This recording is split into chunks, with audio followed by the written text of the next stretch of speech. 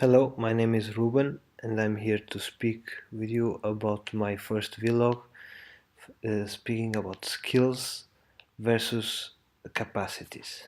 I will present you two exercises in which I will present you one athlete with issues in his capacities performing the exercise and another athlete with issues in the skills during the exercise.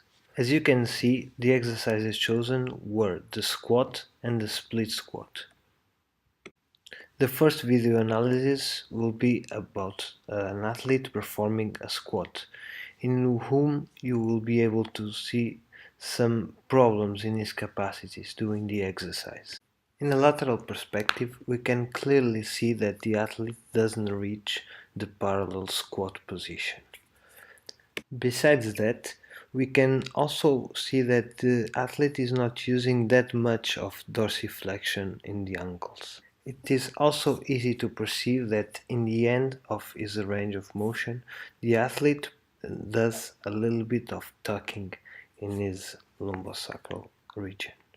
Here you can see that the athlete is lacking 22 degrees to reach parallel. From this image, we can also conclude that the athlete is not using much dorsiflexion, only around 15 degrees, as some tucking in the end position, but at least can keep the trunk aligned with the orientation of his chin, more or less. From the posterior view, when the athlete is squatting, we can realize that he is exaggerating in his right hip abduction and external rotation, as well as in his foot external rotation. Besides, it is also clearly perceived that the athlete is shifting the weight more to the left side than to the right side. These movement issues might have a lot of causes, so we need to investigate to know how could we address these problems in the movement. Due to the history of ankle problems in this athlete, we hypothesize that the ankles would be the source of the problem. As we can see, when the athlete squats without using dorsiflexion, he can reach the parallel position without tucking. Besides that, when he squats without dorsiflexion, also his weight is shifted more balancing between the right and left leg without exaggerated hip abduction, neither external rotation in the hip, neither the foot. Due to the weight shifting to the left, it was important to check if the ankle range of motion was balancing between sides. From this we can conclude that the difference in between dorsiflexion is not that significant, only around 5 degrees.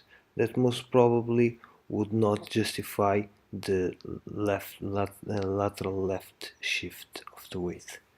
However, considering his medical history of fractures on his ankle and his foot on the right leg, his strategy to externally rotate his foot might have to do with unloading his fifth metatarsal.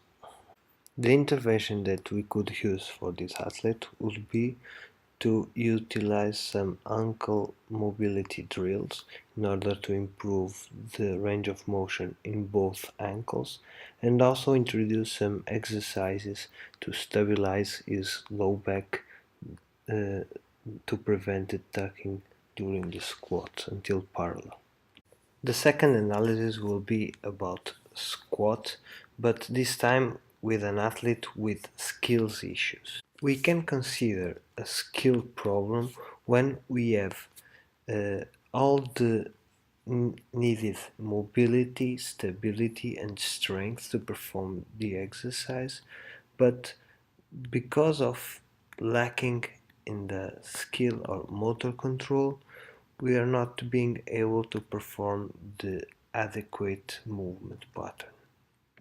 If we look closely, we can see that this athlete has a movement problem really at the start, because he's starting the movement with his knees rather than with his hips. We can also see that he has a good ankle dorsiflexion range of motion as well as hip range of motion. Besides that, we can clearly see that when the athlete reaches the parallel position, his trunk is too lean forward and his angulation is totally different from his chin. The same way, we can see that when he reached the parallel position, he has also some degree of lumbar tucking. On the posterior view, we can also check that the athlete initiates the movement with his knees and also that he has some lack of stability in the end of the range of motion during the squat in the lumbar region and in the scapular region.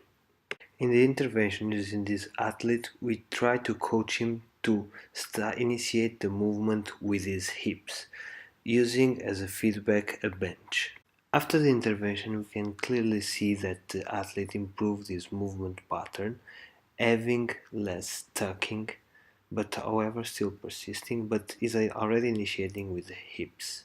Besides that, his trunk looks more upright, if you can see by the comparison in the image. From the posterior view, we can also see that the movement pattern in the squat improved and the athlete has more stability on his scapula and his lumbar spine.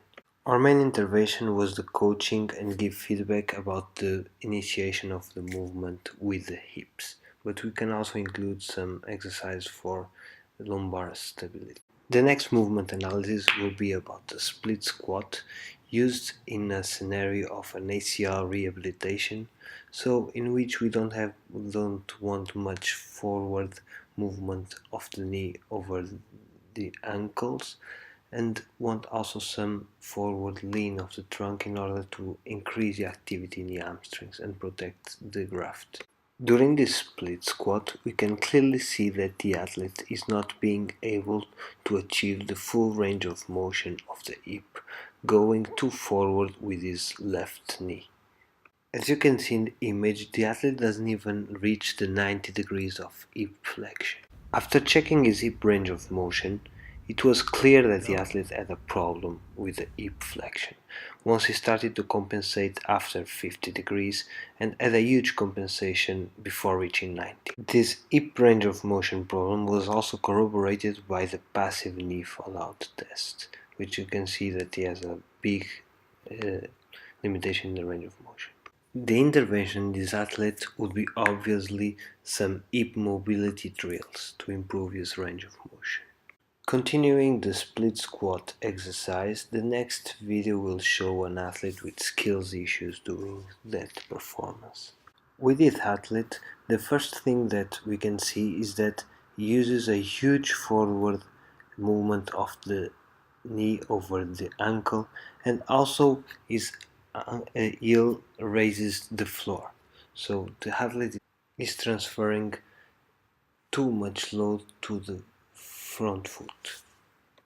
By the analysis of this movement, we can see that the athlete has a good range of motion in the hip, which we can corroborate with a hip flexion test, realizing that the athlete can achieve 120 degrees of hip flexion without any compensation, only compensating around 140 degrees. Assuming that the athlete didn't have any mobility, neither strength problem, we used a hurdle to give him some feedback to avoid the excessive forward movement of the knee. And it happened that it improved a lot his movement, losing, however, a little bit of lumbar stability in the end of the range of motion. As we can check in the image, now the knee doesn't pass the foot, the heel is touching on the ground, and we have a slight trunk flexion, which will decrease the load on the ACL graft due to hamstring activation. The intervention was the use of a constraint to avoid knee forward movement and some stability exercises in the end range of motion.